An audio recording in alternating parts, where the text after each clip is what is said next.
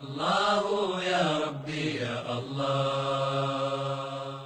অতএব সময় শেষ, কোন ঘরে যাতে কোনো দোতারা সেতারা তিন তারা না থাকে। আল্লাহ গানের দুশ্মন। ইন্নাল্লাহ হাররামা আলা উম্মতি আল খামরা ওয়াল মাইসির ওয়াল কুবাতা ওয়াল কিদনিন ওয়াল গুবায়রা ওয়া কুল্লু মুসকিরিন হারাম। আমার উম্মতের জন্য আল্লাহ তাআলা হারাম করে দিয়েছেন মদ, জুয়া, ঢোল তবলা, বাঁশি, মদ, মাদকতা সব হারাম করেছে। শিল্পীতে দেশ ভরে গেছে, এসব গান শিখি।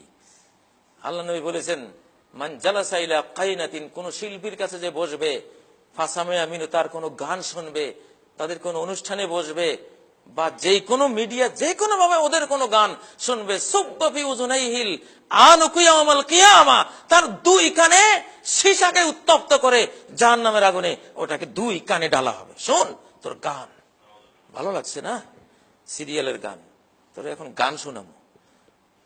একেবারে সীসাকে জাহান্নামের আগুনে গরম করে এই দুই কানে ঢেলে দেয়া হবে। কানের ব্যথা যার নাই সে বুঝবে না। কানে একটু ব্যথা হলে যে কি পরিমাণ কষ্ট লাগে, কি ব্যথা লাগে। কানের ভিতরে একটু একটা গুতা দিলে কিসের গান শুনবেন ভাই, আমাকে হাসপাতালে নিয়ে যা বলে শিল্পীর গান চলছে, ভাই একটু সবর করে, তোর গান, মরে যাচ্ছি, তোর আবার গান। যখন ওই গরম সীসা কানে ঢালা হবে, বাবারে কোন শিল্পীর গান টানের কোন অস্তিত্বই তখন মনে থাকবে না। মনে আসবে, আরে কেন শুনলাম। আল্লাহ তাআলার কাছে আপনারা গান বাদ্য বাজা থেকে তওবা করুন। নবীজি বলেছেন, মান মাতা ওয়া ইনদাহু জারিয়াতুন মুগান্নিয়া ফালা তুসাল্লু আলাইহি, যে মরে গেল তার কাছে একটা গায়িকা আছে, শিল্পী আছে, যার গান শুনেছে, তার জানাজা পড়ো না তোমরা, তার কোনো জানাজা নাই। এক লোক রাত্রে গান বাজনা করতেছে, নবীজি শুনে বললেন, লা সালাতা লাহু লা সালাতা লাহু লা সালাতা লাহু, এই লোকের জানাজা নাই, এই লোকের জানাজা নাই, এই লোকের জানাজা নাই। আমাদের সঙ্গীত হলো আমাদের কোরআন। মান ইস্তামা ইলা গিনাইন লাম ইউযান লাহু ওয়া ইয়াসমা রুহানিয়িন, যেই ব্যক্তি দুনিয়ার এসব বাদ্য বাজনা গান শুনবে, তাকে আধ্যাত্মিক জগতের সঙ্গীত শুনতে দেয়া হবে না জান্নাতে।